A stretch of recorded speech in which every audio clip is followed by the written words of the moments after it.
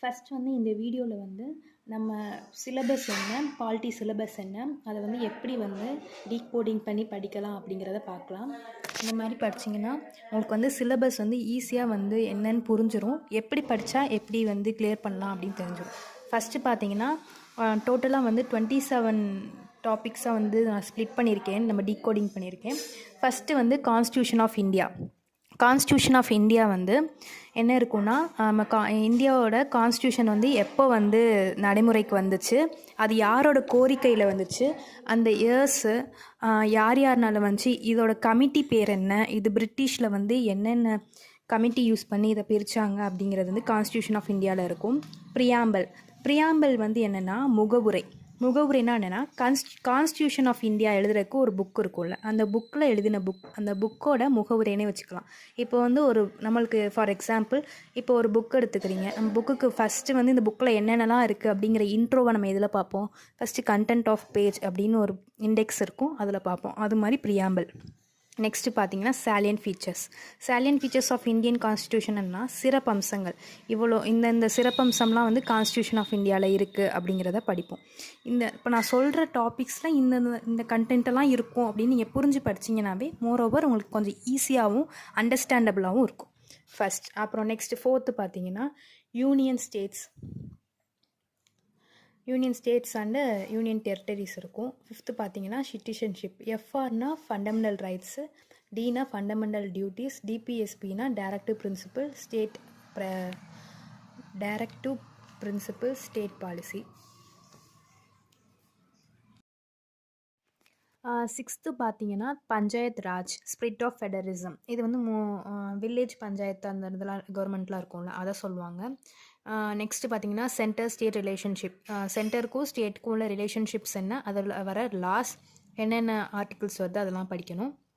அப்புறம் ஆல்ரெடி என்ன கேசஸ்லாம் நடந்திருக்கு அது ரிலேட்டடாக அப்படின்னு பார்ப்பாங்க. நெக்ஸ்ட்டு பார்த்தீங்கன்னா union executive legislative and state executive legislative.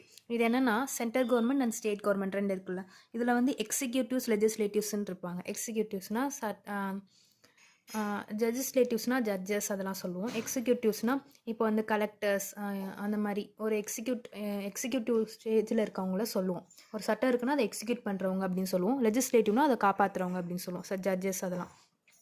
Local கவர்மெண்ட்டுன்னு பார்த்தீங்கன்னா வில்லேஜஸ்லாம் இருக்கும்ல, அதில் வந்து நம்மளுக்கு நிறைய லாஸ்லாம் போட்டிருப்பாங்க. இப்போ நிறைய வந்து கமிட்டிலாம் ஃபார்ம் பண்ணியிருப்பாங்க. வில்லேஜஸ்குள்ளே எலெக்ஷன்ஸ்லாம் நடக்கும், அதில் வந்து நடந்துடும். அதில் வந்து இந்த லோக்கல் கவர்மெண்ட் வந்து கவர் ஆயிரும். நெக்ஸ்ட் பார்த்தீங்கன்னா எலெக்ஷன்ஸ்னால் தெரியும், தேர்தலில் வந்து எப்போ ஸ்டார்ட் பண்ணாங்க, எந்த ஸ்டேட்டில் இல்லை எந்த ஸ்டேட்டில் ஃபஸ்ட் எலெக்ஷன் வந்துச்சு, எலெக்ஷனுக்கு யூஸ் பண்ணுற மிஷின்ஸ் பார்த்தீங்கன்னா ஓட் பேட், அதுக்கப்புறம் நோட்டா இதெல்லாம் எப்போ வந்துச்சு, அந்த மாதிரி ஓட்டர் மிஷின்ஸ், அந்த மாதிரி எலக்ட்ரானிக் ஓட்டர் மிஷின்ஸ்லாம் எப்போ வந்துச்சு அப்படின்லாம் பார்ப்பாங்க. நெக்ஸ்ட் பார்த்தீங்கன்னா ஜுடிஷியரி இன் இந்தியா. இது நான் அங்கே சொன்னதா லெஜிஸ்லேட்டிவ் அந்த சொன்னேன்ல அது மாதிரி இருக்கிறதுல, அங்கே வந்து எக்ஸிக்யூட்டிவ் லெஜிஸ்லேட்டிவ்னு சொன்னேன்ல. லெஜிஸ்லேட்டிவ்னா என்னென்னா இப்போ கவுன்சில் ஆஃப் மினிஸ்டர்ஸ் அவங்களாம் இருப்பாங்களா, அவங்க தான் தப்பாக சொல்லிட்டேன். ஜுடிஷியர்னா பார்த்தீங்கன்னா அவங்க இப்போ தான் ஜட்ஜஸ் அவங்களாம் வருவாங்க. அப்புறம் ரூல் ஆஃப் லா, அவங்க யூஸ் பண்ணுற லாஸ், அந்த என்னென்ன லாலாம் இருக்குது, அதை எங்கெங்கெல்லாம் யூஸ் பண்ணுவாங்க அப்படிங்கிறது இருக்குது. 14th பார்த்தீங்கன்னா கரப்ஷன் இன் பப்ளிக் லைஃப் பார்த்தீங்கன்னா கரப்ஷன் இன் பப்ளிக் லைஃப் பார்த்தீங்கன்னா இப்போ வந்து நம்மளுக்கு நிறைய ஊழல்லாம் வந்து இப்போ நம்மளோட டே டு டே லைஃப்பில் எதை எடுத்தாலுமே ஊழல் அந்த மாதிரி இருந்திருக்கு. ஸோ அதை வந்து ஆன்டி கரப்ஷன் அப்படின்னு கொண்டு வந்தாங்க. அது என்னென்னா என்னென்ன ஊழல் இருக்குது இந்த கரப்ஷன் இன் பப்ளிக் லைஃப்பில் வந்துடும். அது வந்து எப்படி அதை வந்து கட்டுப்படுத்துறதுக்கு என்னென்ன கமிட்டி என்னென்ன ஒரு லா கொண்டு வந்தாங்க அப்படிங்கிறது ஆன்டி கரப்ஷன் மெஷர்ஸில். லோக்பால் அண்ட் லோக்காயுத்தாலங்கிறது ஒரு இதுதான்.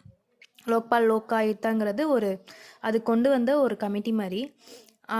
அதை பற்றி கொஞ்சம் டெப்த்தாக படிப்போம். அதுக்கப்புறம் பார்த்தீங்கன்னா RTI, right to information act. இப்போ ஒரு ஏதாச்சும் ஒரு லா கொண்டு வராங்க, அதை பற்றி தெரியணும் அப்படின்னா உங்களுக்கு அந்த உரிமை சட்டம் அப்படிங்கிறது ஒன்று இருக்குது, ரைட் டு இன்ஃபர்மேஷன். அதை பற்றி தெரிஞ்சுக்கிறதுக்கு அந்த ரைட் டு இன்ஃபர்மேஷன் ஆக்டை யூஸ் பண்ணுவோம். எம்பவர்மெண்ட் ஆஃப் உமன்னா தெரியும், உமன்ஸோட பவர் என்னென்ன பவர்லாம் வச்சு உமன்ஸ் வந்து எவ்வளோ வந்து இந்த சமூகத்திற்கு செஞ்சுருக்காங்க, யாரெல்லாம் வந்து கான்ஸ்டியூஷனில் வந்து இன்வால்வ் ஆகிருக்காங்க, ஆர்எல்ஸ் மற்றபடி எதெல்லாம் இன்வால்வ் ஆகிருக்காங்கிறது பாலிட்டியில் கொஞ்சம் வரும். இதை பற்றி நீங்கள் ஹிஸ்ட்ரி டெவலப்மெண்ட் ஆஃப் தமிழ்நாட்டிலே படிக்கணும். பாலிட்டியில் கொஞ்சம் வந்திருக்கும், அது நீங்கள் படிச்சிடணும். நெக்ஸ்ட் வந்து பார்த்திங்கன்னா கன்சியூமர் ப்ரொடக்ஷன் ஃபார்ம்ஸ். கன்சியூமரோட ப்ரொடக்ஷன் நுகர்வோரை வந்து பாதுகாக்கிறதுக்கு என்னென்ன சட்டங்கள் இருக்குது. அதே மாதிரி ஹியூமன் ரைட்ஸ் சார்ட்டர், மனித உரிமை காப்பகம். அதுக்கப்புறம் பொலிட்டிக்கல் பார்ட்டிஸ், தமிழ்நாட்டில் என்னென்ன பொலிட்டிக்கல் பார்ட்டிஸ் இருக்குது, எப்பப்போ அதெல்லாம் நிறுவனாங்க, அது எல்லாமே வந்துடும். அதுக்கப்புறம் அவங்களோட ஸ்கீம்ஸ், என்னென்ன ஸ்கீம்ஸ்லாம் இது பண்ணாங்க அப்படிங்கிறது இந்த இதில் கவர் ஆயிரும். டோட்டலாக 27 டிகோடிங் பண்ணியிருக்கேன். இந்த 27 நீங்கள் ஸ்ப்ளிட் பண்ணி நீங்கள் இதுக்கு ஒரு டைம் டேபிள் போட்டு படித்தாலுமே ஈஸியாக பாலிட்டியை வந்து 1 வீக்கில் கவர் பண்ணிடலாம். அதோட டைம் டேபிள் எப்படி போடுறதுங்கிறத வந்து நான் நெக்ஸ்ட் வீடியோவில் போடுறேன். அதே மாதிரி இல்லாமல் பாலிட்டியோட கரண்ட் அஃபேர்ஸ்லேருந்து ஒரு 2 or 1 கொஷின்ஸ் கேட்பாங்க. ஸோ அதையும் கவர் பண்ணுற மாதிரி முடிஞ்ச அளவுக்கு ட்ரை பண்ணி படிச்சிருங்க. நெக்ஸ்ட்டு வந்து அதுக்கப்புறம் கீழே வந்து உங்களுக்கு லாஸ்ட்டாக வந்து எந்தெந்த புக்கில் என்னென்ன கவர் ஆகுது அப்படிங்கிறத வந்து கொடுத்துருக்கேன். 6th 7th and 8th கொடுத்துருக்கேன். 9th 10th 11th 12th இது 4மே வந்து பாலிட்டின்னு தனியாகவே இருக்கும். 9th 10th வந்து சிவிக்ஸ்னு தனியாக இருக்கும். 11th 12th வந்து உங்களுக்கு பாலிட்டி சப்ஜெக்ட்னு ஒன்று இருக்குது. அது புக் வந்து டவுன்லோட் பண்ணி படிச்சிட்டிங்கன்னா இன்னும் கொஞ்சம் ஈஸியாக புரிகிற மாதிரி இருக்கும். இது எல்லாத்தையுமே 7 days கவர் பண்ணிடலாம். ஃபஸ்ட்டு நீங்கள் வந்து ஃபுல்லாக வந்து என்ன அப்படின்னு புரிஞ்சிட்டிங்கன்னா அது எது இதில் படிக்கலான்னு படிச்சிடலாம். ஓகே, இதே மாதிரி டைம் டேபிள் வேணுன்னா கமெண்ட் பண்ணுங்கள், நான் பண்ணுறேன். தேங்க்யூ.